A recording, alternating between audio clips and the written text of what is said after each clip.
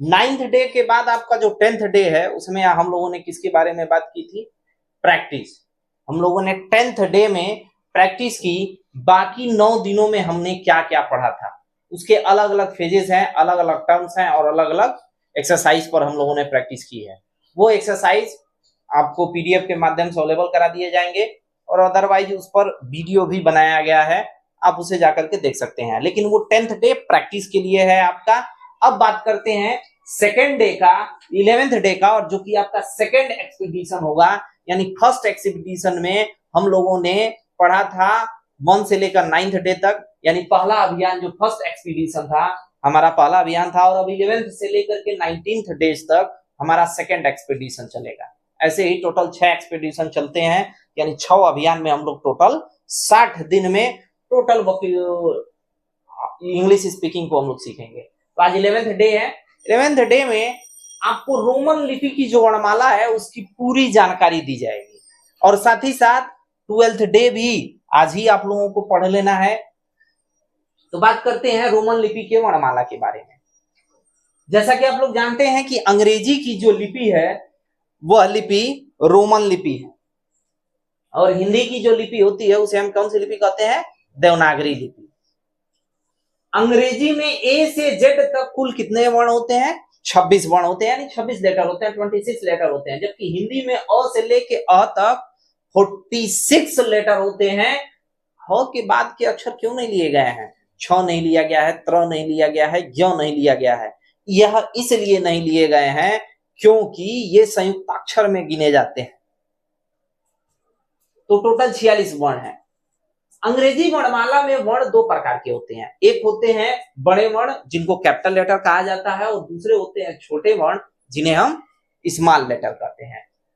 फिर ये सभी के सभी वर्ण छापे में भिन्न भिन्न प्रकार के, भिन्न भिन्न आकार के होते हैं और लिखने में भिन्न भिन्न आकार के होते हैं। यानी अगर छपाई वाली बात करेंगे तो किताबों में अब जब आप इन अक्षरों को देखेंगे तो किताबों में ये अलग तरह से दिखते हैं, लेकिन जब हम लिखते हैं तो हमारी लिखावट अलग तरह से होती है। जैसे किताबों की अगर हम बात करते हैं तो किताबों में छापे के बड़े अक्षर होते हैं और छापे के छोटे अक्षर होते हैं। जिनकी छपाई होती है, जिनकी प्रिंटिंग होती है, किताबों में हमसे लिखावट जो होती है उनकी अलग होती है। हम किताबों की तरह लिखते हैं क्या? नहीं। लेकिन लिखने के बड़े और लिखने के अलग से छोटे अक्षर होते हैं, या इन्हीं अक्षरों में हमें लिखना होता है। अब हम बात करते हैं वर्णमाला। रोमन क्रम से छापे के बड़े अक्षर, छपाई वाले ये बड़े अक्षर हैं और ये छपाई वाले छोटे अक्षर हैं। इन्हीं अक्षरों में छपाई होती है। अब हम बात देखेंगे कि जब हम लिखते हैं तो लिखते समय हमें ध्यान देना है कि बीच की 2 पंक्तियों में लिखे जाने वाले वर्ण कौन कौन से हैं, जो बीच की 2 पंक्तियों में लिखे जाते हैं। यह प्रैक्टिस आपको छोटे क्लासेस में बड़े पैमाने पर की गई थी, यहाँ इसलिए कराई जा रही है क्योंकि स्पीकिंग करते समय हमें वर्ण, अक्षर और उनके सारे टर्म्स को लिखने का भी बड़ा महत्व है, बोलने के साथ साथ, और हर उच्चारण में हर जानकारी हमें चाहिए। इसलिए वर्णमाला के बारे में यह जानकारी दी जा रही है कि जो बीच की 2 पंक्तियों में लिखे जाने वाले अक्षर होते हैं वो आपके A C E I M N O R S U V W X Y, W X Z, Y नहीं है। अगर आप केयर करते हैं तो आपके हिंदी के जो 2 लाइन होती है, ये हिंदी वाली 2 लाइनों को हमने लिखा है, तो इसके बीच में अलग से आपके 2 अक्षर और भी, 2 लाइन और भी ली जाती है। अब ये 4 लाइन हो गया है, यानी 2 हिंदी की लाइनों के बीच में ये जो 2 अलग से रेड लाइन दिख रही है आपको, ये टोटल 4 अक्षरों का लाइन हो गया। तो बीच के 2 अक्षरों में ही हम ए बी, तो यहां ध्यान दे रहे हैं कि बी हमारा 3 लाइन में हो गया, 1 2 3, और ये 4, ये वाली लाइन काउंट ही नहीं की जाती। जैसे एफ ई को लिखना है तो एफ को हम 4 लाइनों में लिखते हैं, तो किसको कितने लाइनों में लिखा जाता है इसकी जानकारी यहां दी जा रही है। अगर हम बात करते हैं ऊपर की 3 पंक्तियों में लिखे जाने वाले अक्षर, जैसे बी की बात करते हैं तो बी, डी, एच, के, एल, टी, ये 6 अक्षर ऐसे हैं, 6 लेटर ऐसे हैं जो ऊपर की पंक्तियों में लिखे जाते हैं, 3 पंक्तियों में। 4 पंक्तियों में लिखा जाने वाला सिर्फ एक ही ऐसा अक्षर है, वो है यप, जो कि यप 4 पंक्तियों में लिखा जाता है। यप जो है आपके ये हिंदी के 2 लाइन जो होती है इनमें 4 पंक्तियों को बांटा जाता है, और इंग्लिश वाले में ये 4 पंक्तियों में लिखा जाने वाला सिर्फ इकलौता एक ऐसा अक्षर है। लेकिन अगर हम वहीं डी की बात करते हैं तो डी जो है 3 पंक्तियों में लिखा जाने वाला अक्षर है।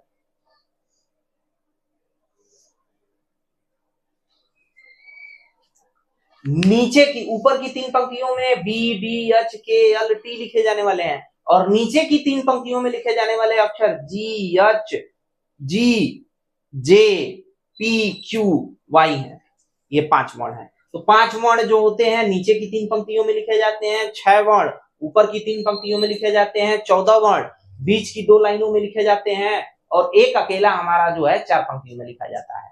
अब हम आते हैं आखिरी टर्म पर, जो कि अंग्रेजी लिखित के कर्सिव लेटर है। ये कर्सिव लेटर आखिरी टर्म में डेवलप किए गए, बाद में ये कर्सिव लेटर्स बनाए गए आपके, और ये cursive letter A, B, C, D, E, F, G, H, I, J, K, L, M, N, O, P, Q, R, S, T, U, V, W, X, Y, Z है। ये आपके लिखे गए हैं, इसकी जानकारी आप लोगों को बहुत पहले से ही है। बाकी टर्मों की भी जानकारी थी, बस आपको एक बार रिवीजन के लिए यह बताया जा रहा है 11th डे में, क्योंकि हम इंग्लिश स्पीकिंग के जितने भी वर्ण या अक्षर से रिलेटेड शब्द जानने होंगे उससे पहले हमें इनकी जानकारी होना जरूरी है। अब हम आते हैं 12th डे पर। 12th डे में हम बात करेंगे वावेल के बारे में। तो हमारे इंग्लिश अल्फाबेट में कितने वावेल होते हैं? 5 वावेल होते हैं, ए, ई, आई, ओ, यू। और कॉन्सोनेंट की बात करते हैं, व्यंजन की बात करते हैं, तो हमारे टोटल 21 व्यंजन होते हैं, कॉन्सोनेंट होते हैं किसमें? इंग्लिश अल्फाबेट में। अंग्रेजी में कई वावेल्स तथा कॉन्सोनेंट का अकेले रूप भिन्न उच्चारण पर होता है। कई ऐसे कॉन्सोनेंट हैं या वावेल हैं, उनका अगर अकेले आप पढ़ेंगे ना तो उच्चारण कुछ और होगा, लेकिन अगर शब्दों के बीच में अगर आप पढ़ते हैं या शब्दों के साथ पढ़ते हैं तो उनका उच्चारण क्या होता है? बदल जाता है। जैसे G, H, L, M, N, P, ध्यान से अकेले अकेले पढ़िए। G, H, L, M, N, P, ये कैसे हैं? अकेले पढ़े जाएंगे, लेकिन शब्दों के साथ जब पढ़ेंगे तो जी को क्या पढ़ेंगे? वहां जी गो हो जाता है, यच का ह हो जाता है, एल का ल हो जाता है, एन का यहां हम पढ़ते हैं एन और शब्दों के बीच में हो जाता है न। वहीं अगर पी पढ़ते हैं, पी प पर बड़ी की मात्रा पी, लेकिन अगर हम ट पर नॉर्मल तौर पर पढ़ते हैं तो शब्दों के साथ पढ़ते हैं तो उसे क्या पढ़ते हैं? प पढ़ते हैं। तो ऐसे ही अंग्रेजी वर्ण के कुछ टर्म दिए गए हैं और उनके आवाज एवं शब्द दिए गए हैं। ये आपको इंग्लिश की किसी भी बुक को पढ़ने में ये सहायता करता है। इंग्लिश की किसी भी बुक को इन्हीं लेटरों की हेल्प से आप पढ़ेंगे। कोई भी बुक हो, किसी भी कंट्री में लगाए जाने वाले बुक हो, बस प्रोनाउंसिएशन में आपके थोड़े से टर्म में अंतर पड़ जाता है, अदरवाइज सेम होमोफोन्स की तरह सेम आपको सुनाई देंगे। ये अगर आपको कहीं ए दिखे, ए दिखता है तो अकेले जब पढ़ते हैं तो ए पढ़ते हैं, ध्यान दीजिएगा, अकेले पढ़ते हैं तो ए पढ़ते हैं, लेकिन अगर शब्दों के साथ में पढ़ेंगे तो कहीं इसका उच्चारण क्या आता है?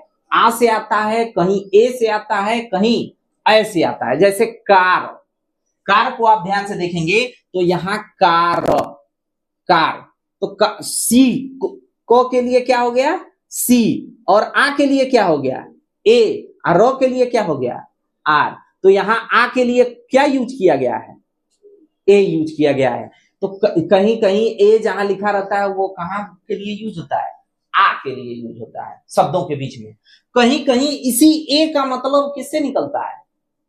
एड़ी ए से आपका निकलता है, ए से निकलता है। तो जैसे वे है, WAY, तो यहां WAY है, तो यहां WY यहां साइलेंट हो गया, यहां Y के लिए साइलेंट हो गया, W के लिए वो, ए के लिए क्या लग गया है? ए। तो यहां देखिए ए के लिए एड़ी ए का मात्रा लगा है, ए लगा है। वहीं ये ऐ के लिए भी यूज किया जाता है, जैसे मैन है, मैन, तो मैन, मैन के लिए यम और इसके लिए क्या? ऐ, और उसके बाद न, तो ये ऐना का मात्रा है कि नहीं है, ऐना का। तो ऐना के लिए डबल हम लगाते हैं, तो देखिए मैन ए के लिए है अन्ना, इन तीनों को जोड़ेंगे तो क्या बनेगा, मैन। तो आपको अगर कहीं भी बुक में अगर आपको ए दिखता है तो वहां पर जब आप उसका आवाज या शब्द लगाएंगे, आवाज एवं शब्द निकालेंगे, तो या तो ए के लिए आ शब्द के लिए निकल करके आएगा, नहीं तो ए के लिए निकल के आएगा, नहीं तो ऐ के लिए निकल करके आएगा। कहीं भी आप पढ़ लीजिए, कोई शब्द ले लीजिए। जैसे बात करते हैं पैरट, पैरट ले लीजिए। आप अगर पैरट लिखते हैं, पैरट, तो आप जब पैरट लिखते हैं तो ध्यान दीजिए पी का प हो गया, और यहां ए के लिए आप क्या लगा सकते हैं, या तो आ लगा सकते हैं, नहीं तो ए लगा सकते हैं, नहीं तो ऐ लगा सकते हैं। तो अब थोड़ा सा ध्यान दीजिए, अगर आप इसे लिखते हैं आ लगा देंगे तो क्या हो जाएगा, पराट हो जाएगा। अच्छा लग रहा है, पराट नहीं अच्छा लग रहा है। पैरट, ए भी लगा देंगे तो भी ये अच्छा नहीं है, पैरट हो गया। लेकिन अगर हम ऐ लगाएंगे तो पैरट, अब ये अच्छा लग रहा है, तो पैरट पढ़ते हैं। ऐसे ही बी, अकेले अगर कहीं बी लिखा होता है तो हम उसे बी पढ़ते हैं। ध्यान दीजिए, अकेले कहीं लिखा है तो बी पढ़ते हैं, लेकिन वही अकेले अगर किसी शब्द के लिए बनाया जा रहा है तो इसको क्या पढ़ते हैं, तब ब पढ़ लेते हैं। जैसे बुक हो गया, बॉय हो गया, बॉय के लिए भी ब लगता है। तो यानी दुनिया में कहीं भी, किसी भी किताब में, किसी भी इंग्लिश लिटरेचर की बुक हो, पोएट्री हो, या कहीं भी टर्म हो, कहीं भी अगर बी है तो उसको क्या, अगर अकेले है तो बी पढ़ेंगे, लेकिन अगर वो किसी टर्म के साथ है, किसी वर्ड के साथ है, तो उसके लिए हमेशा उच्चारण क्या निकल करके आएगा, आवाज ब निकल करके आएगा। कोई दुनिया का शब्द मुझे आप गेस करके और कमेंट करके बताइए कि कोई ऐसा शब्द आप जानते हैं क्या जिसके लिए बी के लिए कोई और उच्चारण समझ के आता है, ब को छोड़ करके। बॉय हो गया, बैट हो गया, बेबी हो गया। तो बेबी में भी ध्यान दीजिए, बेबी, बी यानी BABY।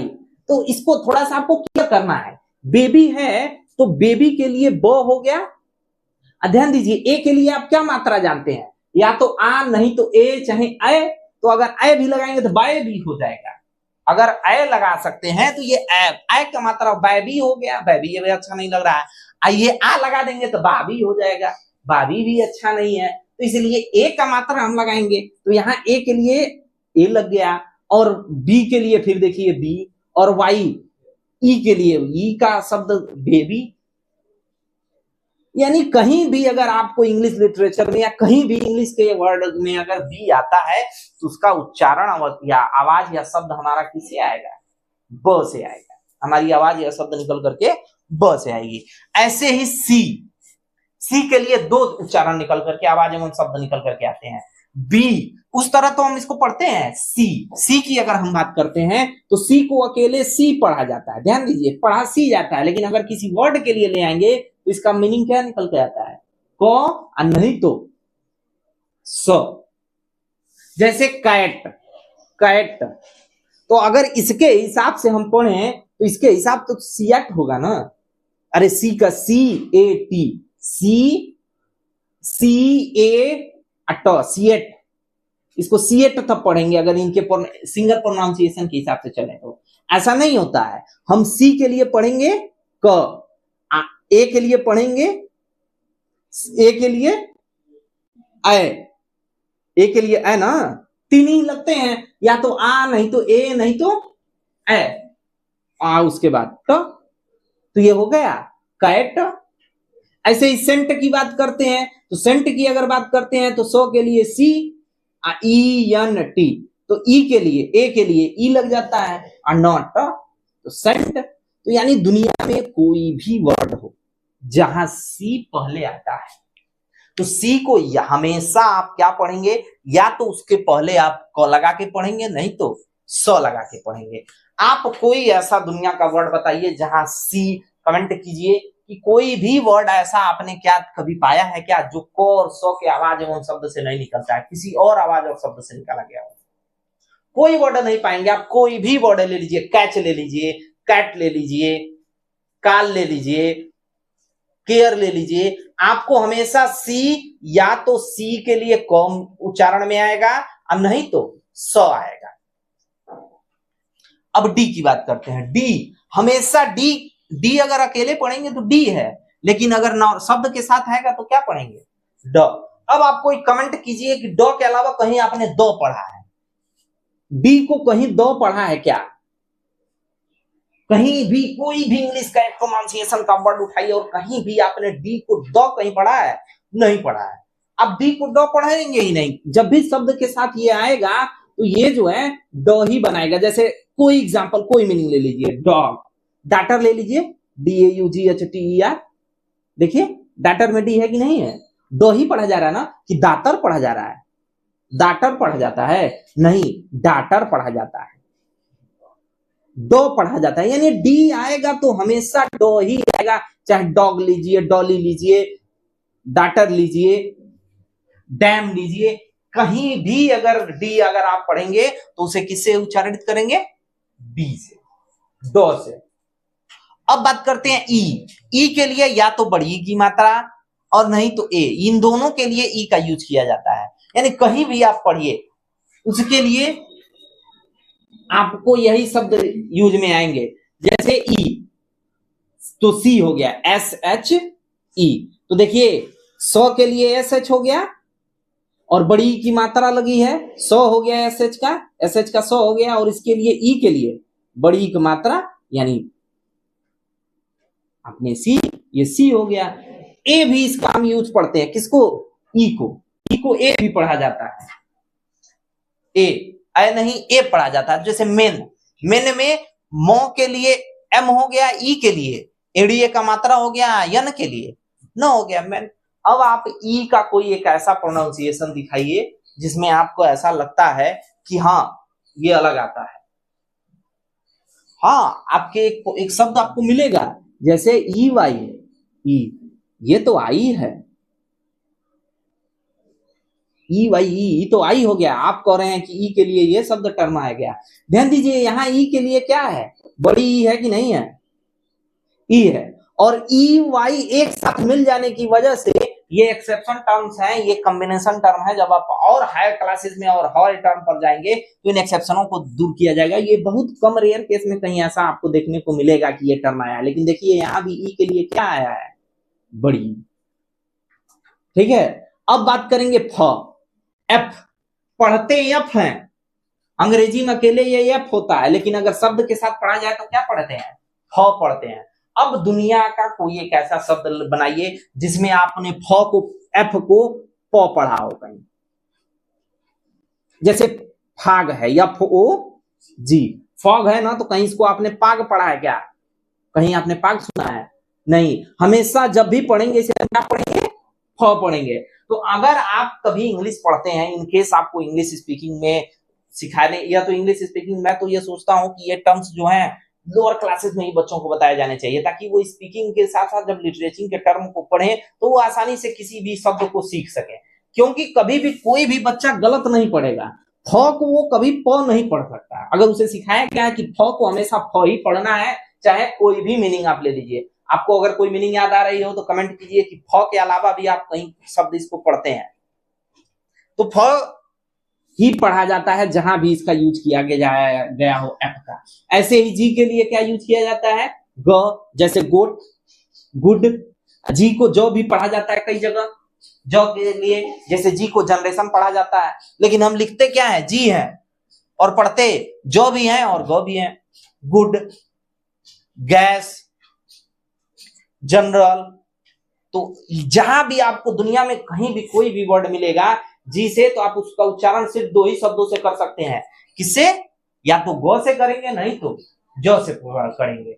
अब ऐसे ही समझ जाइए कि अगर आपका लिखा हो गुड, तो आपको जान गए कि आप तो जान ही है ना, आप खुद प्रोनाउंसिएशन में लाइए कि अगर आप इसको टर्म को पढ़ते हैं तो जो को इसको दो ही शब्द पढ़ सकते हैं, या तो जो पढ़ेंगे या नहीं तो ग पढ़ेंगे।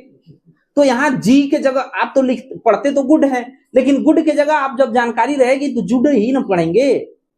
जुड, तो जुड अच्छा नहीं लग रहा है, खुद प्रोनाउंसिएशन में अच्छा नहीं लग रहा है, तो हम इसे क्या लगा देंगे? गुड। लेकिन जनरेशन में गुणरेशन, अगर आपने जनरेशन लिखा है, जनरेटर लिखा है, जनरेटर मान लीजिए आपने जनरेटर लिखा है, जनरेटर, तो ये जनरेटर यानी जी को आप दो ही शब्द जानते हैं, या तो ज पढ़ेंगे नहीं तो ग पढ़ेंगे। तो देखिए कितना अजीब लग रहा है, गनरेटर, जनरेटर के जगह गनरेटर हम पढ़ रहे हैं, यानी जो का जी ही या जो ही बन सकता है, इसके अलावा कोई अदर टर्म नहीं बनेगा। तो आपको जब कभी भी स्पेलिंग टर्म को आपको जानना हो तो आप बस इन्हीं अंग्रेजी वर्ड और उनके आवाज और शब्दों को याद रखें, कोई भी स्पेलिंग आपसे कभी मिस्टेक नहीं होगी। आई, आई के लिए अगर हम एच की बात करें तो एच को हम क्या पढ़ते हैं, ह पढ़ते हैं, जहां भी एच होगा वहां ह ही पढ़ा जाएगा, और नहीं तो एच के जगह कहीं कहीं शब्द एच साइलेंट होगा तो ही अनदर कोई वर्ड आप पढ़ेंगे, जैसे ऑनर हो गया, ऑनर HONOUR, तो यहां आप ऑनर, लेकिन हमको तो सिखाया गया था हानर पढ़ने के लिए ना, यच को तो ह पढ़ते हैं, लेकिन यहाँ यच क्या होगा, इसका मतलब तब साइलेंट है, मूक शब्द है, साइलेंट हो गया है। ऐसे ही आई को क्या पढ़ेंगे, ई पढ़ेंगे, जैसे इंडिया, इंडिया, इज। अब आई को जब आप पढ़ते हैं तो यहां ध्यान दीजिए IS लिखा है, तो IS को हमको IS पढ़ना चाहिए ना, IS पढ़ना चाहिए, हम इसको क्या पढ़ते हैं, ई। IS का मतलब क्या, यस, देखिए जहां भी यस होगा या तो सौ पढ़ा जाएगा और नहीं तो जो पढ़ा जाएगा। देखिए सौ और जो के लिए यूज किया गया जाता है, यहां यस के लिए सौ भी है, जो भी है, जो शब्द लगाया गया है।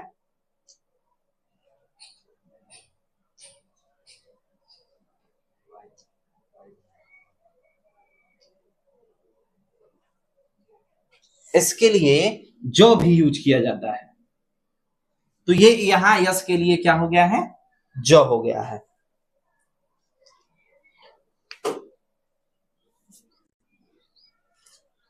अब आते हैं के लिए, जे के लिए जो, के लिए क, ऐसे ही एल के लिए लॉ, एम के लिए म, एन के लिए न, ओ के लिए या तो आ होगा नहीं तो ओ होगा, आ होगा तो आवर हो जाएगा और ओ होगा तो ओपन।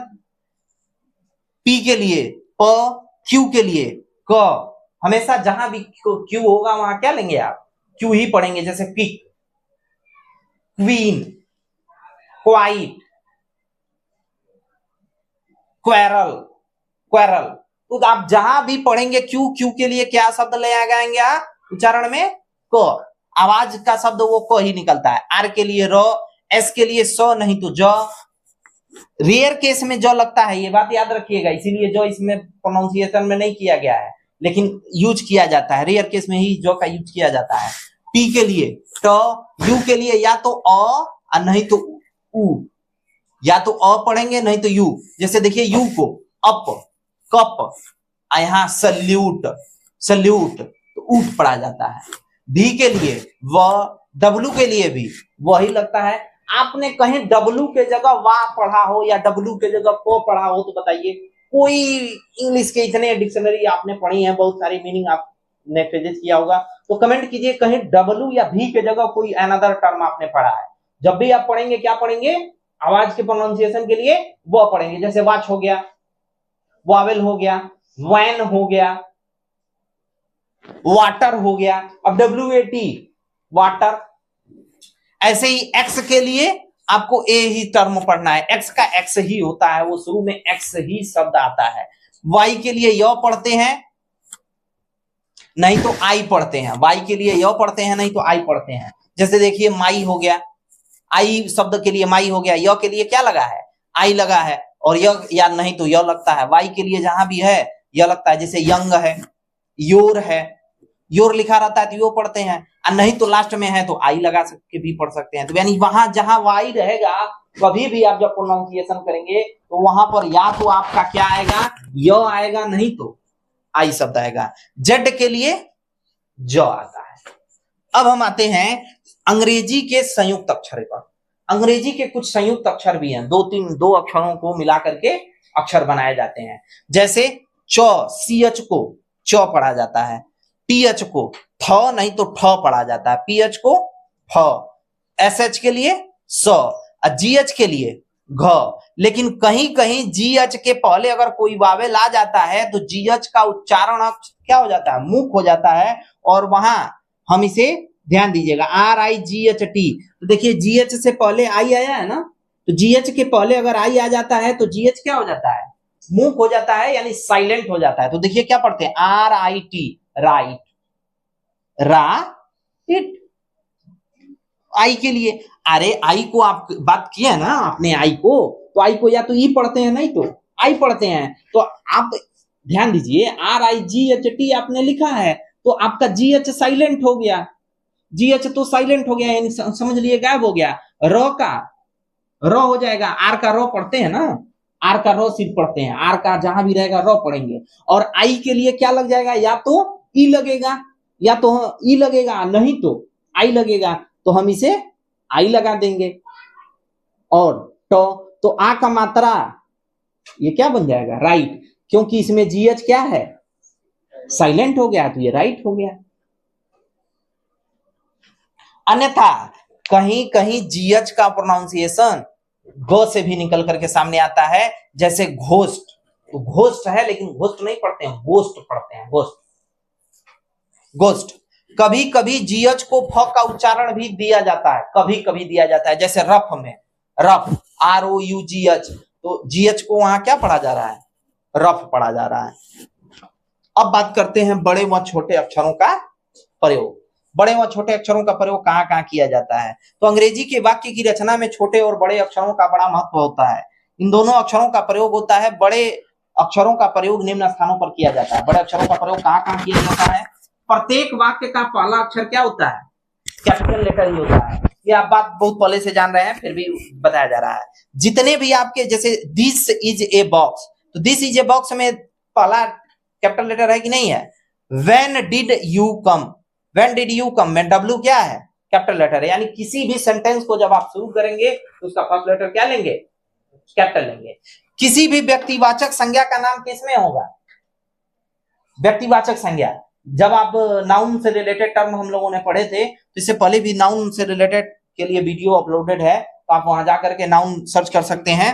तो वहां नाउन जब आप पढ़ेंगे तो व्यक्तिवाचक संज्ञा को बड़े बड़े आसान और स्पष्ट शब्दों में बताया गया। तो व्यक्तिवाचक जितनी भी संज्ञाएं हैं उनका कैपिटल लेटर क्या होता है, उनका फर्स्ट लेटर क्या होता है, कैपिटल लेटर होता है। जैसे गंगा में G है, ताज में T है, मथुरा में M है, ये आपके टर्म है। अंग्रेजी कविता के हर एक चरण का प्रथम अक्षर कैपिटल लेटर होता है। कभी भी आप इंग्लिश का पोएम देखिए, पोएट्री जब आप देखेंगे तो पोएट्री में देखिएगा फर्स्ट लेटर जो है ना, क्या होता है, वो कैपिटल होता है। जैसे his coat is ragged and blown away, ध्यान दीजिएगा, हिज कोट इज रैग्ड, उसका कोट रैग्ड, यहां देखिए यहाँ पोएम समाप्त हुआ, अगली लाइन के लिए फिर क्या हो गया, कैपिटल लेटर हो गया, and blown away. Jack and Jill went up the hill, ये टर्मों में आप जाकर के जब पोएम्स को, आप बुक उठाइए, कोई भी बुक उठाइए इंग्लिश की, और आप पोएट्री में जाइए, और पोएट्री के जब आप फर्स्ट लेटर को ध्यान से देखेंगे हर लाइन के, तो वो क्या है, कैपिटल आपको मिलेंगे। संक्षिप्त शब्दों के प्रयुक्त अक्षर के लिए भी हम कैपिटल का ही यूज करते हैं, जैसे PT, PTO है, NB है, डॉक्टर है, MLC है, तो वो सारे के सारे किसमें लिखे जाते हैं, कैपिटल लेटर में लिखे जाते हैं। कहीं अगर आपको लिखना है MP या PM ही लिखना है, PM शॉर्ट फॉर्म होता है, तो PM अगर आपने ऐसे लिख दिया PM, तो आपका ये गलत है। PM जब भी आप लिखेंगे तो प्राइम मिनिस्टर होता है, तो इसका शॉर्ट टर्म P.M. होगा। डॉक्टर आपको लिखना है तो DR. होगा, यानी फर्स्ट लेटर आपको कैपिटल लेना है, ही नहीं कि आप स्मॉल लेकर के ऐसे लिख देंगे, ये गलत माना जाएगा। आप जब भी लेंगे तो कैपिटल लेटर में ही लिखेंगे। महीने, सप्ताह व दिनों के नाम का पहला अक्षर भी कैपिटल लेटर ही होता है, जैसे जनवरी, मार्च, संडे, मंडे, कहीं आए, शब्दों के बीच में आए, शब्दों से पहले आए, जहां भी यूज होगा ये लिखा जाएगा। मनुष्य की उपाधि का प्रथम अक्षर भी कैपिटल लेटर में ही लिखा जाता है, जैसे BA, LLB। जैसे आप अगर आप लोग जब लिखेंगे कि आपने मैट्रिक परीक्षा पास की है या BA आपने किया है, तो B.A. जैसे तो BSc, MSc क्वालिफाइड हूं तो MSc, यानी कैपिटल लेटर में वो लिखा जाएगा। B.Ed क्वालिफाइड हूं तो B.Ed,